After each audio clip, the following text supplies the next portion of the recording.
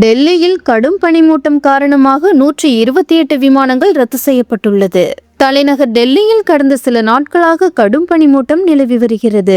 இதன் காரணமாக விமானங்கள் ரத்து செய்வது, மாற்றுப்பாதைக்கு திருப்பி விடுதல் போன்றவை நிகழ்ந்து வருகின்றன. அதன்படி இன்று காலை முதல் கடும் பனிமூட்டம் காரணமாக டெல்லி விமான நிலையத்தில் குறைந்தது 128 விமானங்கள் ரத்து செய்யப்பட்டுள்ளது. 8 விமானங்கள் மாற்றுப்பாதைக்கு திருப்பிவிடப்பட்டுள்ளது. 200க்கும் மேற்பட்ட விமானங்கள் தாமதமாகியுள்ளன.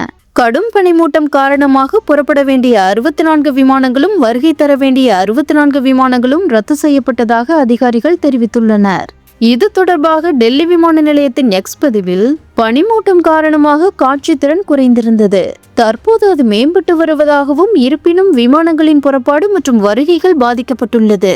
விமானங்களை கண்காணிக்கும் இணையதளமான flightradar24.com-இல் உள்ள தகவலின்படி கிட்டத்தட்ட 200 விமானங்கள் தாமதமாகியுள்ளன.